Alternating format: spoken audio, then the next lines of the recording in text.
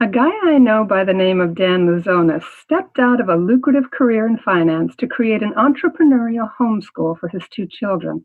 And now he coaches families all over the world using a remarkable system he calls the Einstein Blueprint. You're going to love this. Welcome to Homeschooling Saints, the podcast that helps you create the homeschool you love for the people you love. Our host is Lisa Mladinich, a Catholic life coach, TV host, best-selling author, and an instructor at Homeschool Connections. Hi, I'm your host, Lisa Mladinich. Today we're talking with Dan Louzonis about the Einstein Blueprint. Dan lives in Manhattan today and describes himself as a child acceleration specialist. Naturally, he's a homeschooling father, but also a homeschooling coach with clients all over the world. He and his wife, Inez, are blessed with two teenagers, both of whom have been homeschooled from day one. Dan grew up in Worcester, Massachusetts, went to college at UPenn in Philadelphia, where he graduated early with a double degree in math and economics. He began trading derivatives on the floor of the Philadelphia Stock Exchange and would meet his future wife there. Dan has bounced around quite a bit, chasing that girl to New York, getting married, living in Brooklyn, Charlotte, a couple towns outside of Boston, and then back to Long Island, where I met him about 9 years ago. Dan Louzonis is an extremely passionate homeschooling advocate. For years, he's been hyperactive on several fronts, not just in the local homeschooling communities he's been a part of, but through his blogging, a radio show, and his podcast, which is approaching its 500th episode. Wow, that's awesome.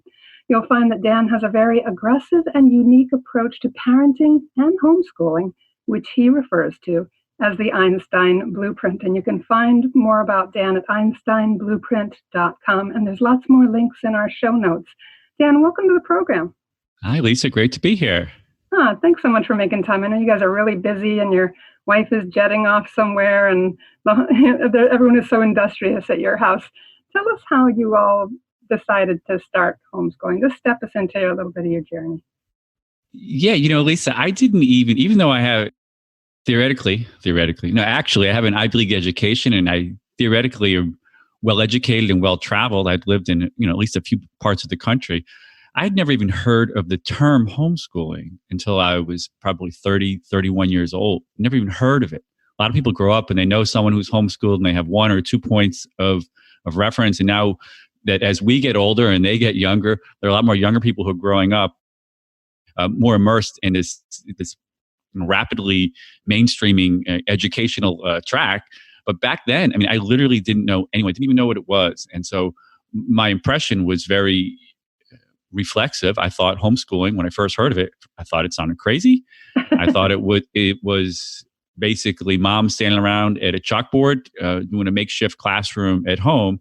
And I didn't see how it could possibly work. And of course, that I didn't have any background and I wasn't nearly as educated as I thought I was. And no, I came across it basically online in the course of my, those rabbit holes of Googling. One thing, one hyperlink leads to another, leads to another, leads to another. And that's when I first heard about it. And I first started researching it theoretically in through John Taylor Gatto. Are you familiar with him? I've heard the name, but I haven't read any of his work. Yeah, so that was where I first became introduced to the theoretical concept, but it got practical for me when I had a child. And well, not just when I had it, but not until John was 3.5 years old. Actually, I went back and looked at my calendar. He was 3 5/8. And my wife, Inez, had brought home she had purchased some Kumon workbooks from probably, I believe it was Barnes & Noble. And I just started tracing the numbers 1 through 10 with John and started doing a little bit of math with him. And math was my background. I've basically been teaching math since I was 14 to other kids who are younger than me. And through my, I did a lot of, what would you call it, competitive math when I was in high school. That was kind of where I cut my teeth, educationally speaking. But I started doing math with John and started doing these Kumon workbooks, one after another, tracing the numbers 1 through 10, 1 through 30. I believe the next book went up to 120. Then we're adding 1, we're adding 2. And gradually, as we kept doing this on a daily basis, I could see his comprehension really exploding. I could see the progress and I was really energized by it. And at some point, the books are age graded and grade graded. And you can see that, he's doing multiplication at 4 years old. and we're moving through fractions and everything else. And this is when the idea of homeschooling went from abstract to really tangible and really alive. And I could see that, these young kids, that they have a lot. Well, I could see at least that this young kid in particular, he had a lot of potential to do things that school wasn't even going to bring out from him ever. And so by the time he was 5 years old, he was really 5 1/8. So it was 18 months after I started this experiment, because that's what it was. He went from counting to basically starting algebra, and he was still 9 months away from kindergarten. Oh my goodness. So it's January. Kindergarten would technically start in September. He was a late November baby. And I could see right away that he wasn't going to go to school. And my wife was, when I was at about 100%, my wife was still at 10, 15, 20. She was there's always a leader and a laggard in the realization in homeschool. And sometimes they never catch up, and they're never on the same page. Unfortunately, we can talk about that later. But I could see right away that he couldn't go to school, because we had a friend go to the kindergarten orientation, and they said to all the parents, at the end of kindergarten, we hope your child can count to 10 and knows how to hold a book, not read a book, not write a book, but just hold a book. So on one hand, I was seeing all this potential, all this capacity in children. And on the other hand, the expectations right off the get-go, you could see that they were, which they weren't even ashamed of. They were out there. It wasn't like they weren't saying these were their goals. These were their stated goals. And so I knew that we were going to never send John to a traditional school right away.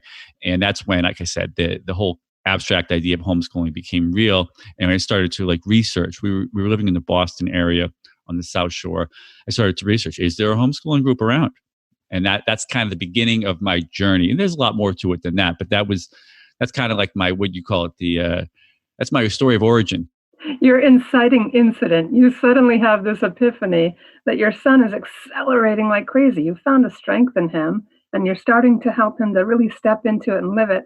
And just describe John's reaction as a little kid.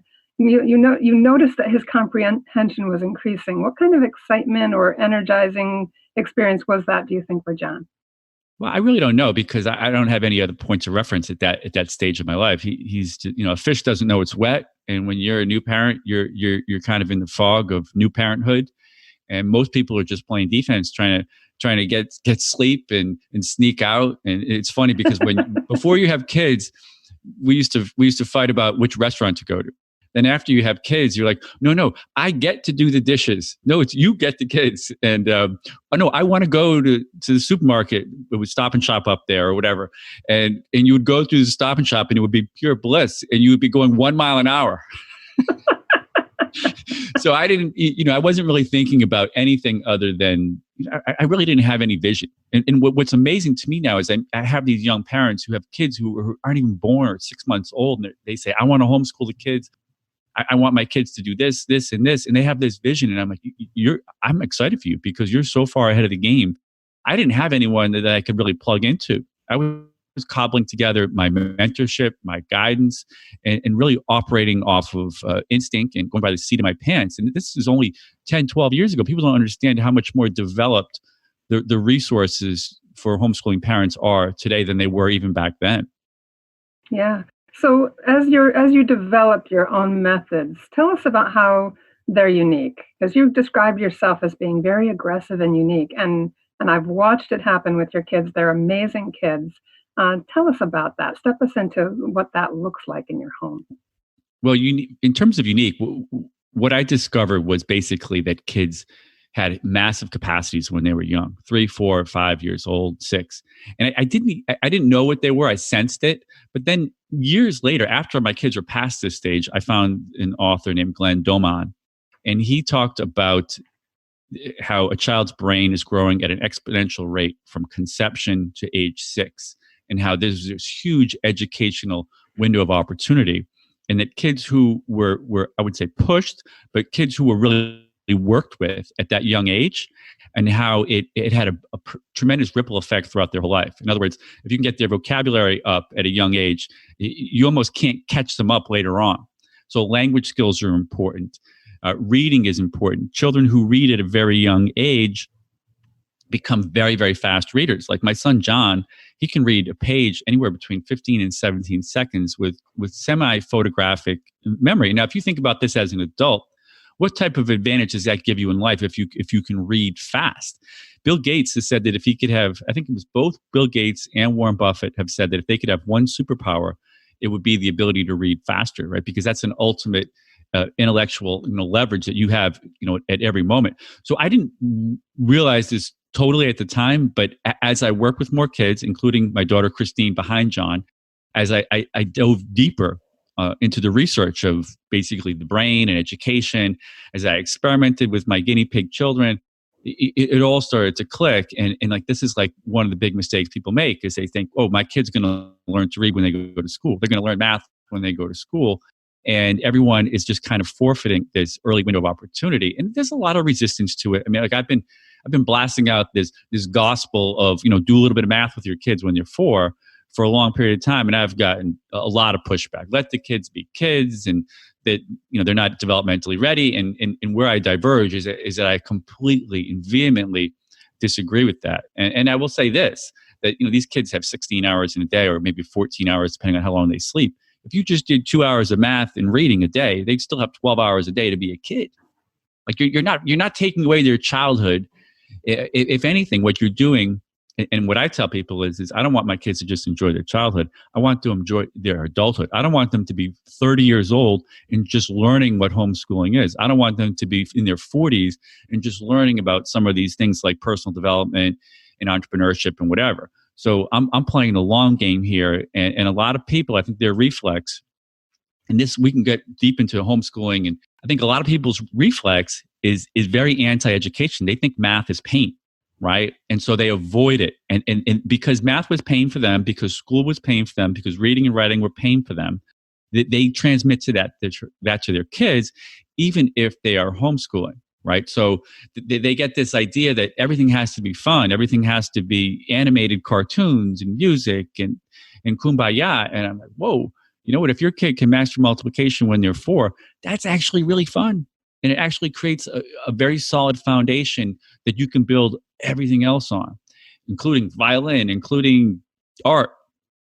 Yeah, I just want to add to that it's really sparking the life coach in me, because so many adults really struggle with clarifying priorities, like simple priorities that can be kind of time mapped into their week so that those things get done first. And, at the time of the day when you have the most energy and intellectual focus. And then, yes, you have the rest of the day to do other things. But it's just really connecting. I'm just realizing that while you're also doing this accelerated growth thing, they're learning a lot of lessons on a lot of different levels, prioritizing time, allowing space for their other pursuits. I mean, when you have that kind of a laser focus, you see the benefits immediately because you're not meandering. Tony Robbins said people who succeed have momentum. And one of the biggest mistakes, people come to me for math. The biggest mistakes people make with math is they lose momentum. I can tell you that as I experimented with my son, John, if he did math on Friday, if he didn't do math on Saturday and Sunday, by the time Monday came along, he had forgotten what 6 plus 7 was. But if we had done a little bit of math Saturday and Sunday, not only did he know what 6 plus 7 was on Monday, we were on to 8 plus 9 and 11 plus 13. And so what people are doing is they're losing momentum with math. And math is really the lead domino subject for so many reasons.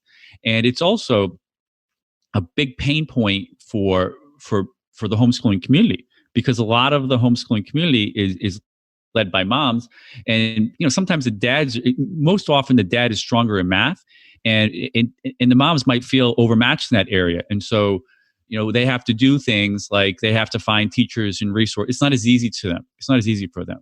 So math is like a huge thing. And I'm like, get it out of the way early. Do math with your kids when they're young. It's actually easier to do it every single day when they're young. When they're young, and like you said, first thing in the morning, I have a concept that I call math for breakfast. And what I did with my kids was I would move the breakfast dishes over, and we wouldn't even leave the table. It would go right there. Now, there's actually better ways to do it. I think actually recess should be first. They should move their bodies first. As I've gotten older, God should come first. And even breakfast might not come first either, because you can tell a child, and I have students and I work with them very intimately, they won't do their math. Well, how about they don't eat breakfast till they're done their first two, pages? They'll get that done faster because there's a little bit of an incentive. But the idea is that math should be done first thing in the morning, like you said, not left for 8 o'clock at night when everyone's willpower, including moms and dads, is that basically running on empty. You knock over math in the morning and the rest of the day runs downhill. You feel good about yourself. And I have parents tell me, and I've seen it myself with my own kids, that when we do long, intense math sessions, that their kids' behavior, self-control, that's what really we're talking about with behavior. They're not going to give you lip. They're going to do what you ask them. They're not going to mess with their siblings. Their behavior improves after like a math beating. And I hate to call it a math beating. I do it jokingly. Hopefully that comes across in the podcast. I mean, there's nobody out there that loves math more than me. I mean, math basically got me into the Ivy League.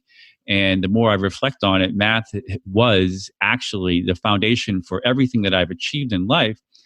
And it's like, it's a shame because people come out of the system and they hate to read and they hate math. And then they're pretty much in big trouble, honestly. Right. So I just want to mention that when I first met you, it didn't take long for you and your family to not only join in on lots of fun activities from science to whatever. I mean, your kids were probably a little bit like, wow, man, I'm kind of beyond this, but they were having a great time. They're really great kids. They're well-adjusted kids, very likable children, and were embraced immediately. But you as a homeschool dad in this ocean of homeschool moms did something remarkable. You could have hung at the fringes and been, felt a little funny about, maybe that difficulty of moms inviting you over and things like that. But you didn't. You became a leader very quickly. You stepped up and offered your services. You became a part of things. And that really I admired that because you led as an example to your children as well and found a place for yourself and your children in that community very quickly. You just step us into a little bit about that? I mean, maybe your strategic thinking, or maybe what came naturally to you, or some advice for other dads. How did you look at that landscape of the sea of moms and find your way into it? Well, I would never say that I was a leader throughout the beginning chapters of my life. This is something that when you become a parent, things become more apparent to you. Like you gotta be a faith-filled home. You got to set an example. You have to show love. And yeah, if you want your kids to read books, they should probably see you reading books. If you want your kid off devices, you should be off the devices. I don't think I was intentionally a leader.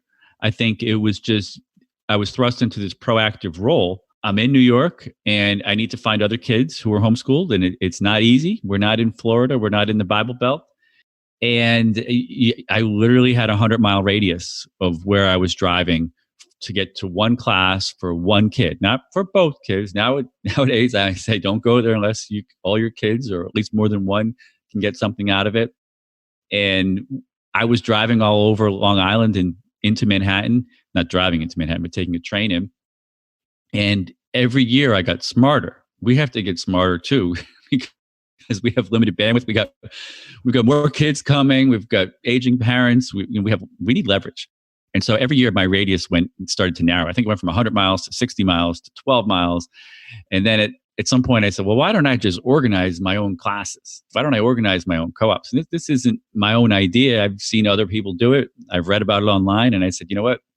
I'm going to create a Monday co-op, and I'm going to have a Spanish class and chess teacher and origami. And I'm going to create the one day. I'm going to centralize everything for the benefit of me. And so, I mean, was that leadership? I think it was more just proactivity. And all homeschooling parents are proactive on some levels. We can all be more proactive. The more proactive we are, the more our kids see it, the more it becomes like the norm, like you say. And that's a huge lesson to teach our kids. Staying on the fringes, I don't think that was ever in my nature. I always sit in the front. Even when I was an imprisoned student, I was always sitting in the front.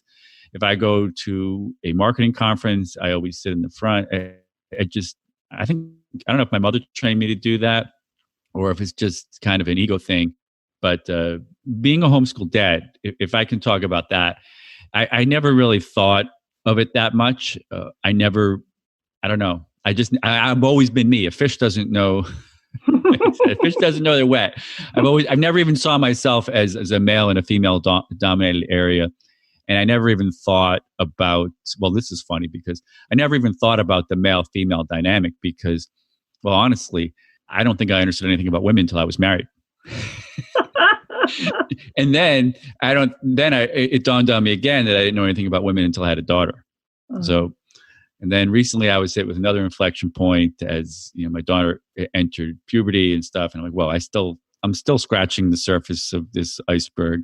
And so I never really thought about those lines, male, female, or anything like that. And, I've always liked to be different, Lisa.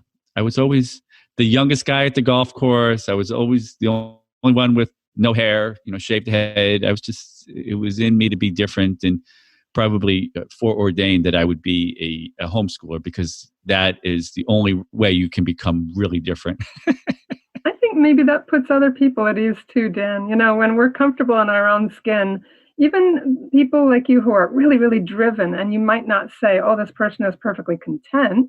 You find that kind of energy and drive in another person coupled with that self-acceptance of, yeah, I like to be different, so that you weren't focusing on the particular difference of, a man in the sea of women, but just your natural differentness, which is so affirming for your kids too, and affirming for the people around you.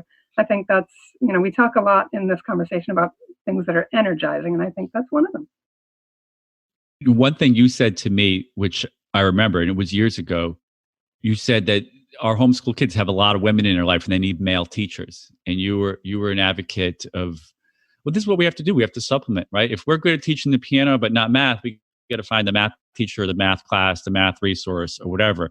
And I remember you saying that your daughter in particular, or the homeschooling community in general, they need more male teachers. And I 100% agree. We are here to work on our weaknesses and fill in the voids and really try to raise bulletproof, future-proof, anti-fragile kids. We don't want them to have blind spots. Now, I grew up with blind spots. Most of us, and you can see behind me, but our viewers can't, but you can see the expensive apartments behind me living in Manhattan.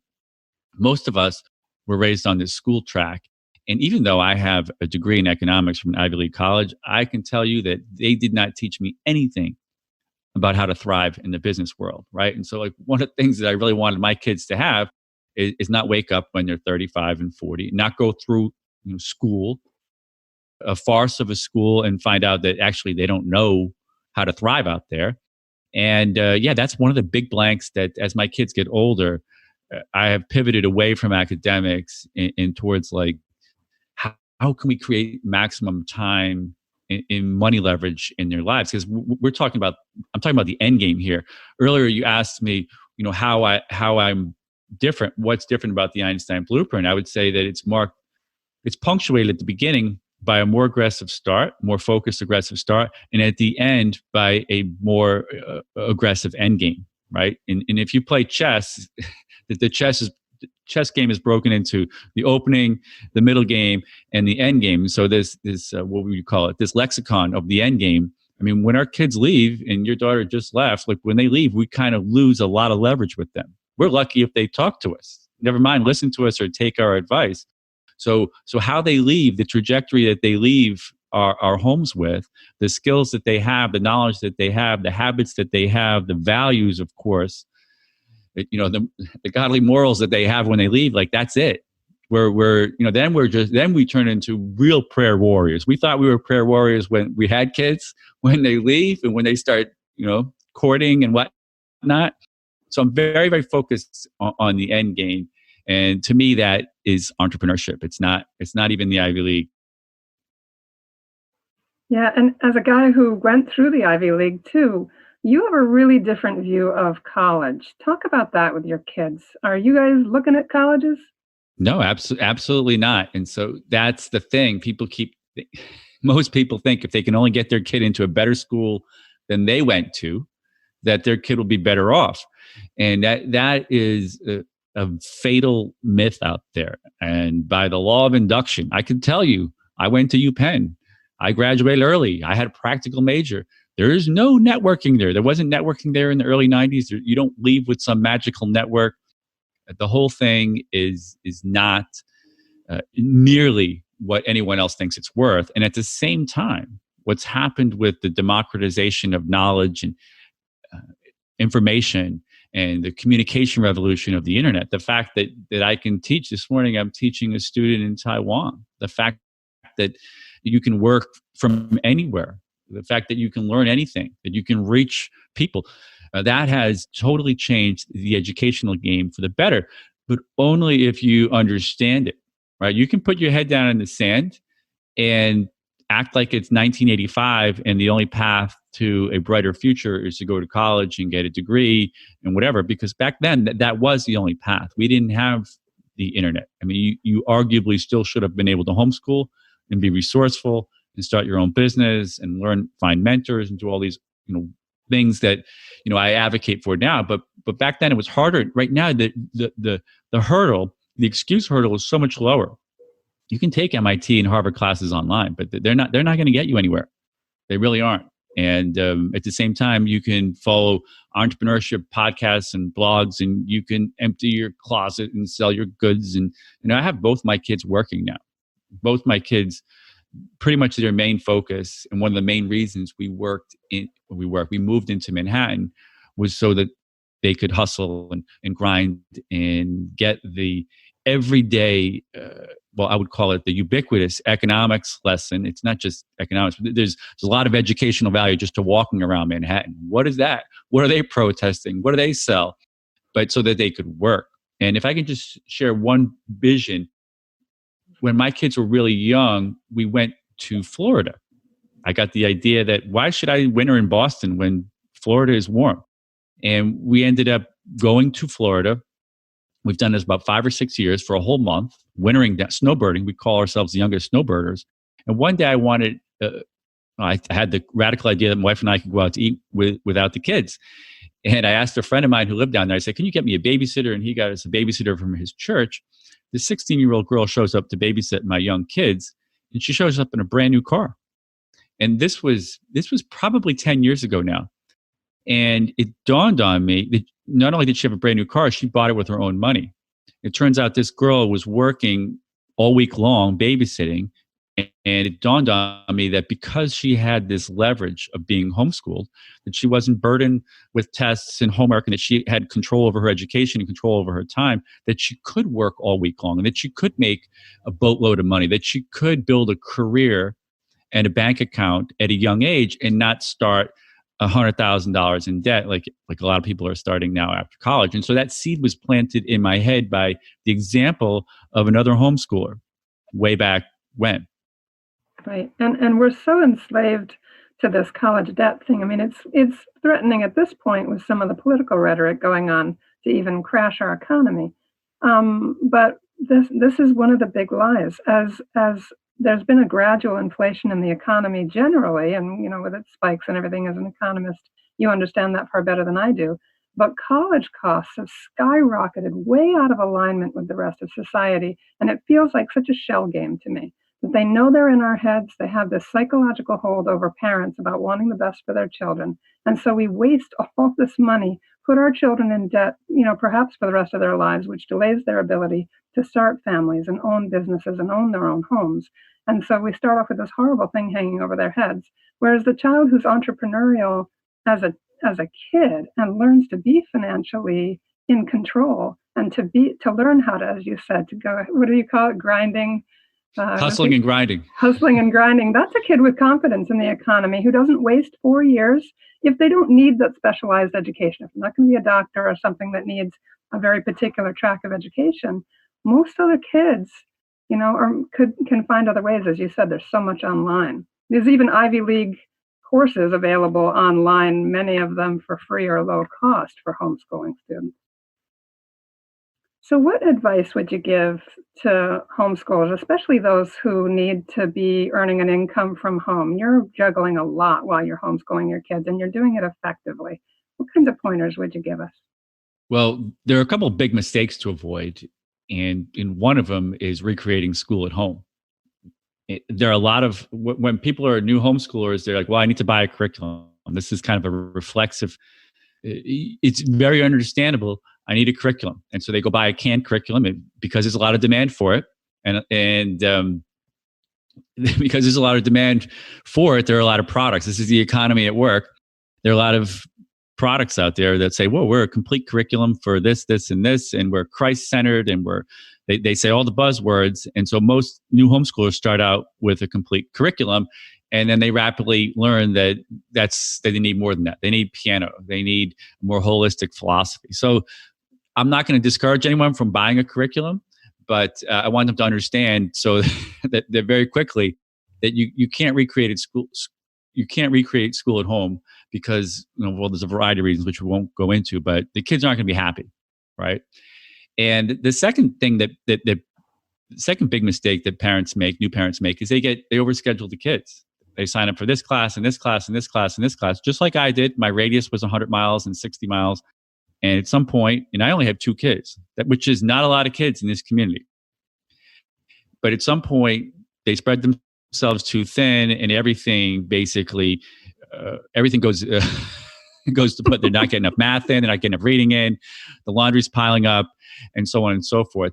So don't overschedule your kids.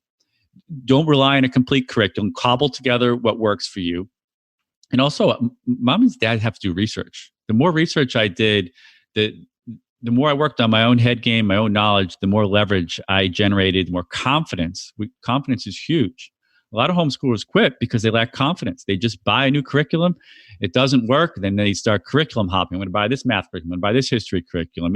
And they're like the bad golfer who just keeps changing their golf clubs. They got to learn about the swing. They got to change their swing. And so that's my kind of main advice for new homeschoolers. They're going to have to go through some struggles up front. There's a learning curve, and every family is different. It's not for me to tell someone that their kids should do 3 hours of math in the morning, or that they shouldn't do this or that. They're gonna have to figure it out on their own. But there are best practices, and there are common pitfalls, and those are a couple of those I just mentioned. Yeah. So as we're wrapping up, because we're just about out of time, give us a sense of what you offer through the Einstein Blueprint. When parents come to you for consultation, what kinds of services are you offering? Well, I'm trying to knock lead dominoes over. And what I mean by lead dominoes is I'm trying to generate, like I said, I've used the expression before, maximum time and even money leverage in the family, because we all need more time and we all have a limited amount of money. And there are limits also to what money can do. So when people come to me, normally I start with, what are your goals? And most people say, I want my kid to do this or this. And sometimes I say, well, that's not actually what I do. I haven't said this yet, but the Einstein Blueprint its mission is to unlock kids' full potential, not to check a box, not to just, do the minimum. So my unique mission is to really get the kids multiple grade levels above normal, to create extremely well-rounded kids, and also keep in mind, an end game that makes sense. So when they first come to me, we start with, why are you homeschooling? Everybody has a story. We started this episode with why am I homeschooling?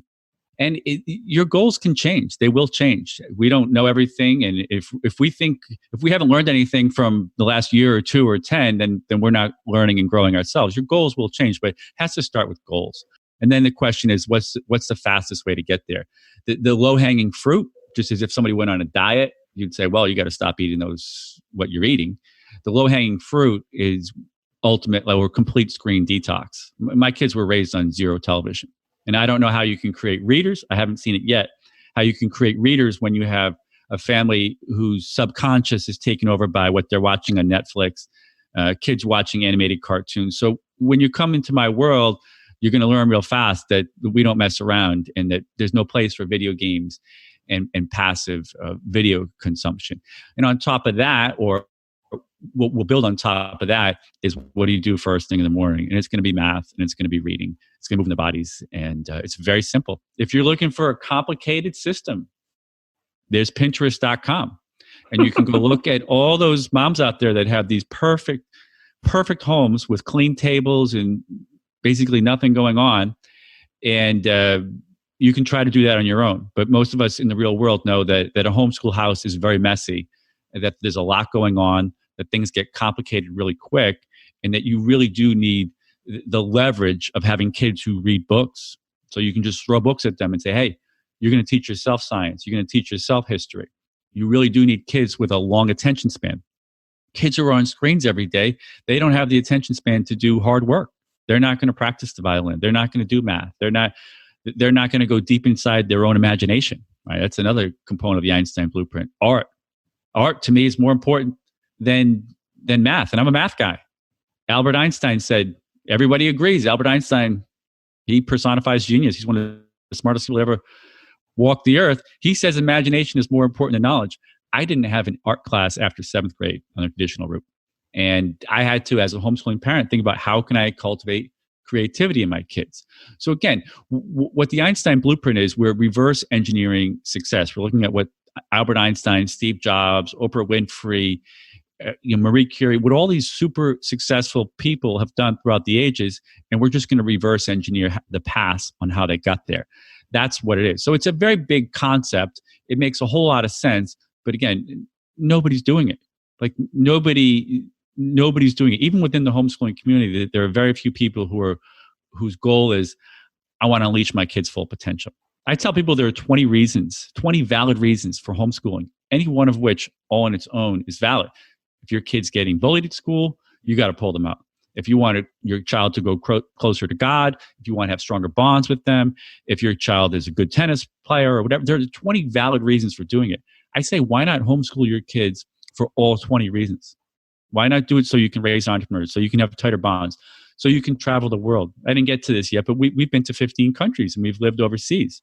So all these things that I saw homeschooling pioneers do before me, all these possibilities they presented to me, my wife and I have worked tirelessly and selfishly to try to give our kids these chances as well. And so that's just a little window into what the Einstein Blueprint is. And look, again, it's very simple. It's, if you want a complicated system, you can go to Pinterest. But I've been there. It's nice to look at.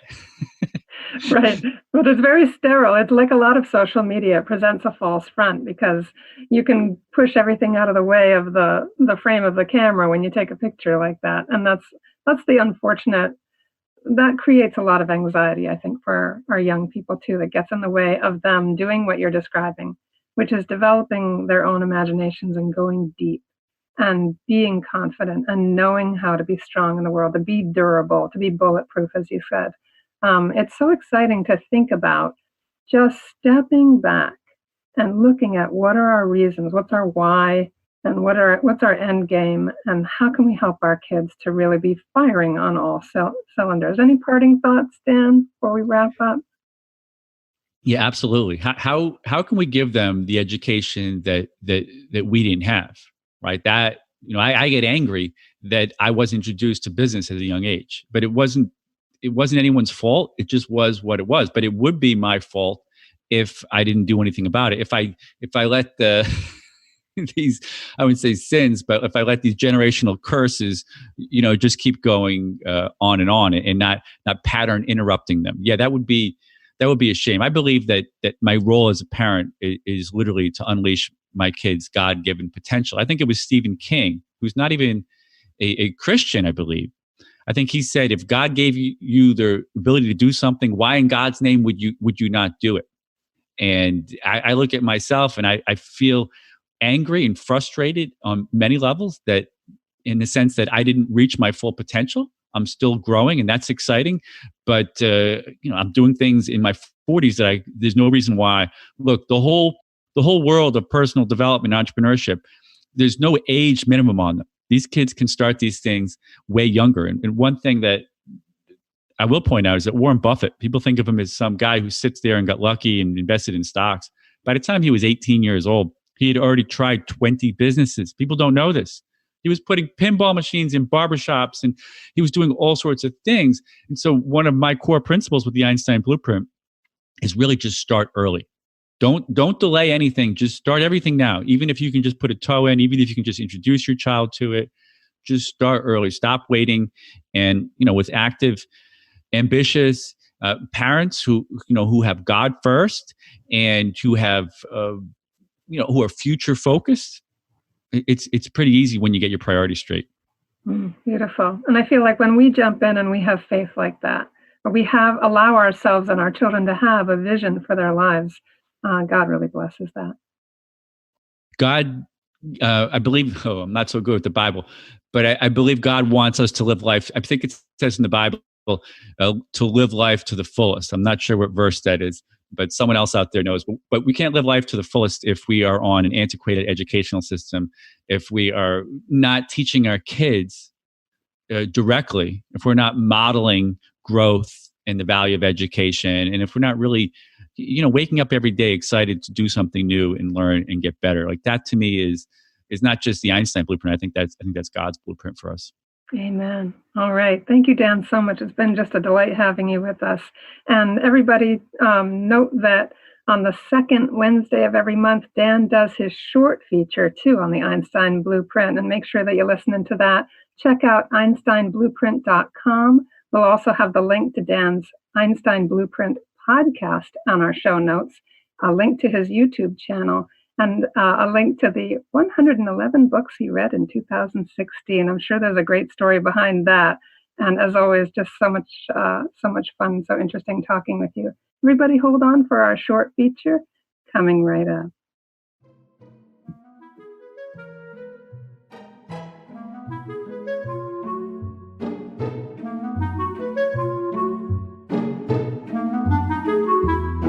Hi, this is Chantal Howard with Ideal to Real. I'm coming to you today enduring the same somber and challenging reality that the rest of you are. I'm sheltering in place without access to the sacraments. I'm away from my family and friends, and I'm watching and waiting, praying for those who are dying, those who are in the front lines of the fight with this bug. And I'm trying to be surrendered to the course this may take for me and my family. I feel like there's never been a more striking backdrop to our moment together as we discuss the often painful transition from ideal to real. But the good news is that it is when we stare our reality in the face that we can begin to live in hope, because hope doesn't exist in the world of ideals. Hope is for the here and now, the place where struggle is real, where grit is needed, and where life is just tough. So today I want to tackle the painful topic of homeschool anxiety. If you've just begun homeschooling for the first time as a result of school closures, or even if you've homeschooled for years, anxiety is just part of the package. We fear failure and we grow anxious about our kids' behavior. We wrestle with guilt over our impatience. We struggle with their resistance, and ultimately we fret and feel fatigued and just never know for certain that we are doing it right. I've been on both ends of the experience, having been homeschooled and experiencing anxiety as a homeschool mom of 5. I know what it's like to feel like your kids are falling behind. I know what it's like to be the kid feeling pressured to keep up with the rest of the world. And I also know what it's like when you can't keep your high achievers challenged enough. I've watched as my kids have rejected my perfect plans, and no coercion or discipline could convince my strong-willed children to comply. So my tips today aren't about how to make anxiety go away. Sorry. I honestly just don't think that's a realistic possibility. Much like the current suffering around us, the Lord permits our struggle to ensure the outcome of our lives is for His glory. And like the way of the cross, He walks with us even as He wills the pain to persist. So today, I hope to be your Simon of Cyrene with 3 simple tips to hopefully help you persevere. Number 1, when tension is high and anxiety mounts, simplify the academic pressure or even set them aside for a few weeks. There isn't anything that is so pressing that can't be learned down the road a bit. Instead, just live a little. Enjoy a drawn-out breakfast, turn on chant or praise music, or even just some light instrumental music to ease the tension in the air. Surprise your brood with a bike ride, or an unexpected movie night, or an audiobook adventure, or just snuggle up with your kids and read a good story. Number 2, don't guilt trip your kids. Don't lecture them or insinuate that they're falling behind or that you're failing. Rather, I encourage you to talk your struggle out with a trusted homeschool mentor or a fellow homeschool friend where you can vent without projecting your stress on your kids. Chances are your kids aren't feeling what you're feeling, and fellow moms are going to be sure to share their struggle as well and will help put things in perspective. Number 3, lastly, bring your struggle to prayer and surrender your children back into the arms of the Father. I routinely pray prayers asking the good Lord and our Blessed Mother to make up what's lacking in me, and I renew daily my consecration of my kids to them. In the end, Jesus, I trust in you, is a comforting prayer that can be repeated over and over and over. Because even if in our eyes all is lost, we know that nothing is impossible with God, and everything works together for good when we truly love Him. I'm Chantal Howard with Ideal to Real. Come follow me at chantal-howard.com or aromarosary.com.